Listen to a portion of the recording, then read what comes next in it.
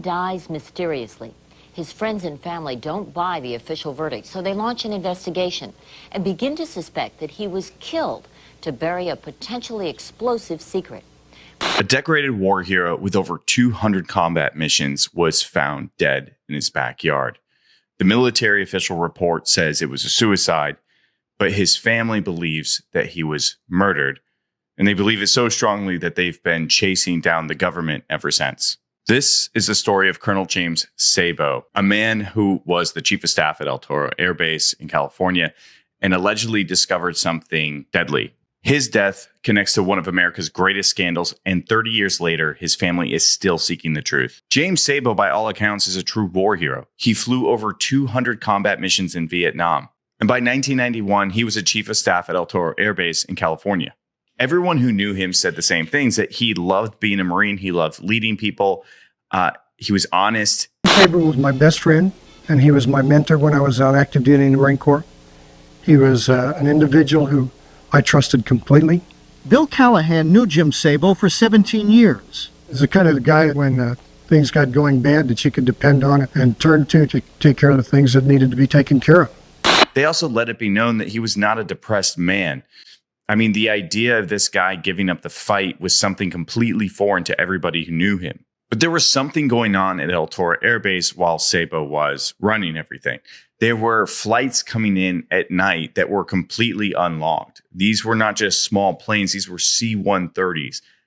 Landing, taking off, also being refueled. And around this time, Sabow was accused of using military planes for personal use, essentially breaking the rules. I think they accused him of moving stereo equipment or something from one base to another, using a plane like a U-Haul. At the time, this was apparently a common practice amongst pilots. There was one possible motive for suicide. Colonel James Sabow, the Marine Corps straight-as-an-arrow hero, was under investigation for using a military airplane to haul personal items to his son in Washington State: stereo speakers, posters, and a clock. The Marines wanted him to resign. If all of the naval aviators in the Navy and the Marine Corps were put to the same standards as Colonel Sabow was, probably 92% of those would be charged with the same offense. That's how common it is? Very common. Very common. Is that the kind of thing your best friend would have killed himself over? Absolutely not. But this was interesting because the government actually wanted to court-martial him. That was the threat, at least. But allegedly, during these conversations leading up to the court-martial, different individuals were telling Sabow that he should also take the fall for falsifying flight records, essentially taking the blame for these mysterious flights, claiming that he was the one approving everything. Part of this claim was that it could all go away. He could accept this plea deal, he could retire early, take the fall for a bunch of stuff, and he would be taken care of. I think the problem, though, when you take a Vietnam War hero and tell them that you want to be a part of a government scandal, that's really not the route they're going to take. Sabow was innocent. At least he claimed he was innocent, and he said he was going to fight this. He made it very clear that he was going to take the court-martial and he was going to testify everything he knew, putting it all on the record. In fact, Bill Callahan says Colonel Sabow had told him he thought the charges were so petty he would fight them at a court-martial, which is one reason so many people don't buy the suicide scenario. Just days before his death, he was preparing that testimony, gathering his evidence, and getting ready to fight. Now, Colonel Sabow lived next door to another officer, Colonel James Underwood, and they were really good friends for a long time, up until this incident in 1991, when something had clearly gone south between the two.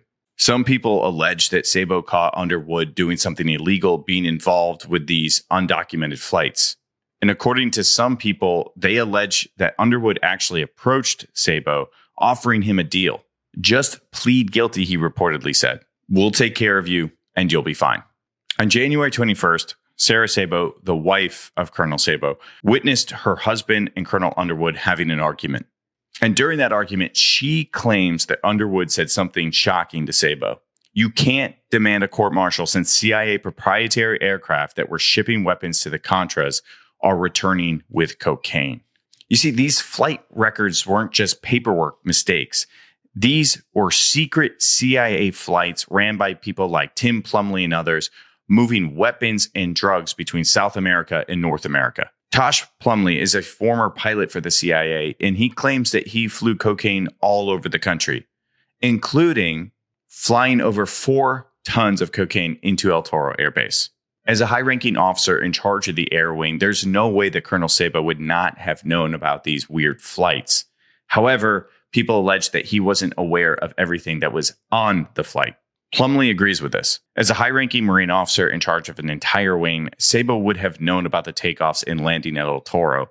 He would have had to sign off on the refueling of those C-130s, and he would have been briefed because he was the wing commander.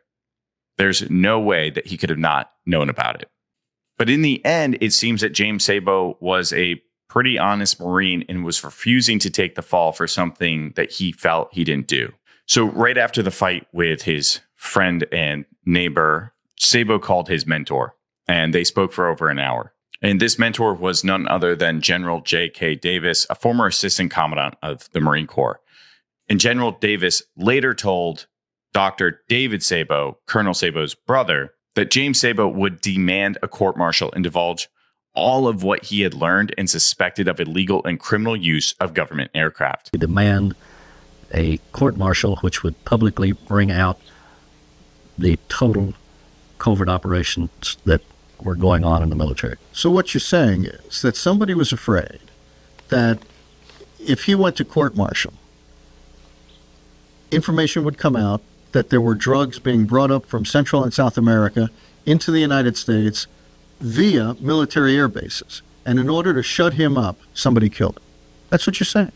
I'm saying if we prove a murder case, that's exactly it. So let's think about what that meant for a second. If James Sabow went to the court-martial and testified about drug running from El Toro Air Base ran by the CIA, it would destroy much more than just the Marine Corps itself. I mean, this trail would lead clearly directly to the CIA, potentially other intelligence branches, and maybe even President Bush himself. This wasn't just a political scandal. This was dynamite that could touch all the way up to the presidency of the United States.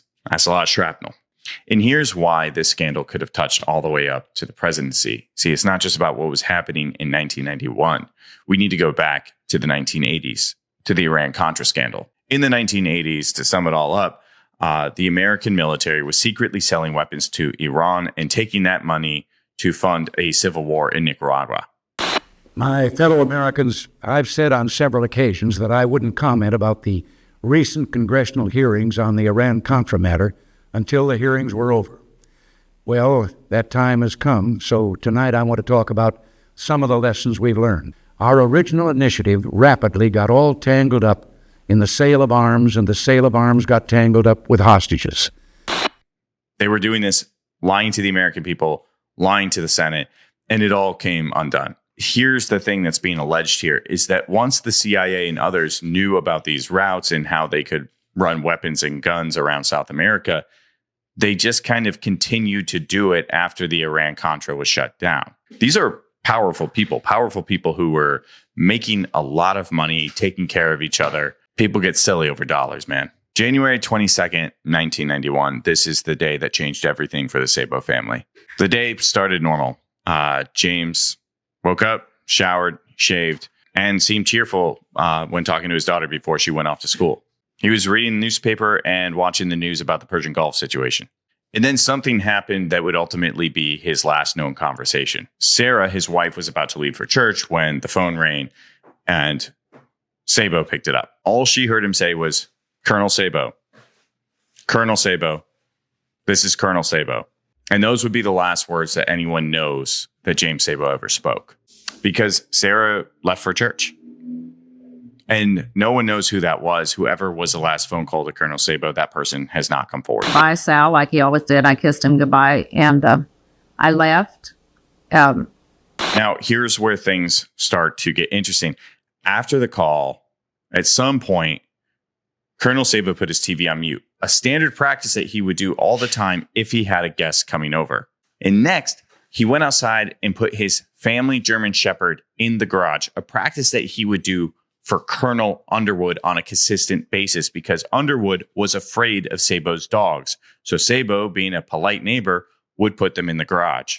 So leading up to his alleged suicide, Colonel Sabow muted the TV for a visitor and moved his shepherds to the garage, something he typically only did for his neighbor, Colonel Underwood, who we now believe was a part of this scandal.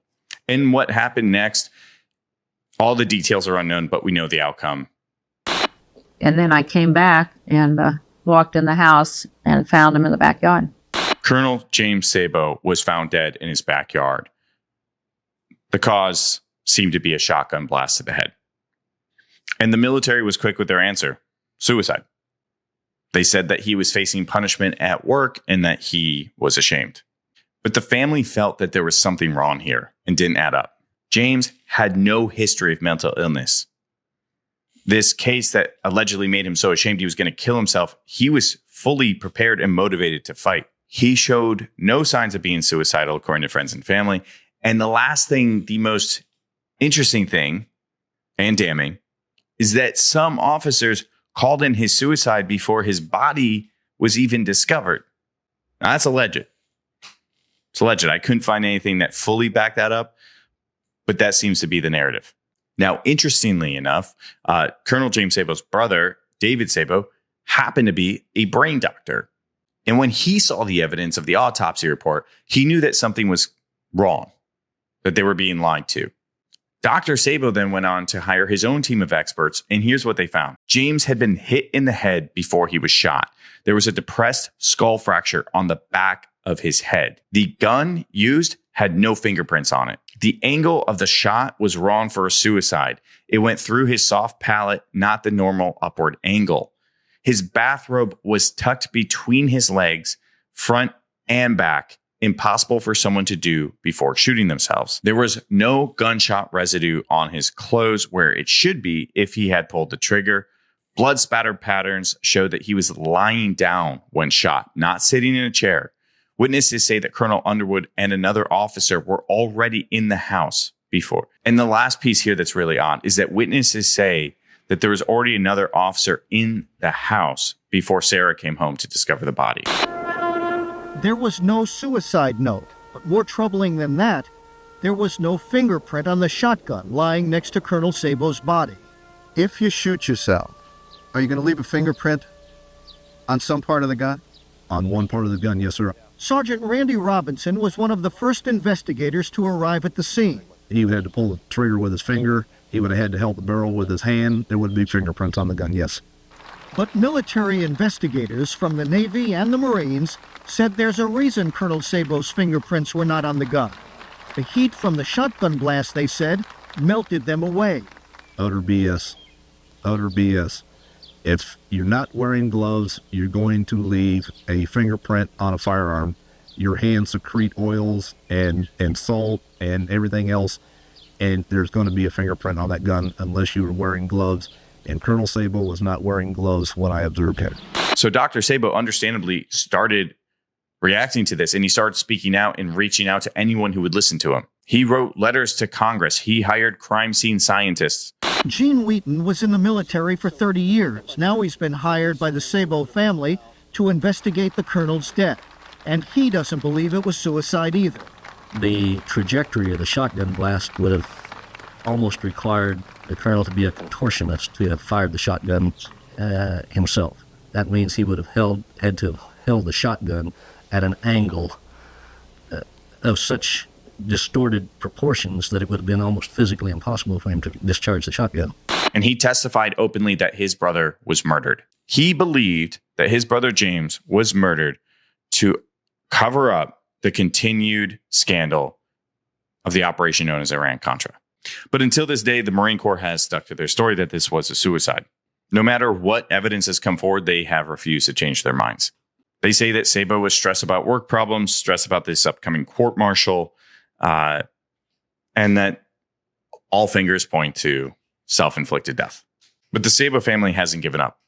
For over 30 years, the Sabow family has fought for their answers. Retired military officials, including General Tom McClerney, have written to Congress, and they all say the same thing. Please reopen this case. But nothing has changed. Expert forensic analysis really leads us to believe that he was murdered and that this was staged to look like a suicide. We know that he was struck unconscious by a blow to the back of the head, prior to receiving the gunshot. When his brother investigated, they allegedly came after his medical career. And in the end, multiple medical experts agreed this case needs to be reopened. This mostly appears to be a homicide, not a suicide. And I think who I want to point to the most is pilot Tosh Plumlee, the CIA pilot who has gone on the record of doing multiple covert runs throughout the United States and South America for the CIA. And this is what he had to say on the situation. That's 500 kilos of cocaine. Plumlee says he was paid up to $5,000 a flight, and he says he told all this to Senate investigators, in secret and under oath. Sources in Washington confirm this. This is the first time he's ever spoken on television. Sound believable to you that if a high-ranking Marine knew something about covert operations and somebody was afraid he might go public with it, is it plausible that somebody might try to kill him? Well, to me, yes, it would be extremely, it would really be plausible. I think that's a pretty damning statement. And while I have this on recording, I want to say that this is all, again, alleged. I think the CIA is a fantastic organization. If they ever want me to stop and never talk about this again, I will happily do so. Thank you so much.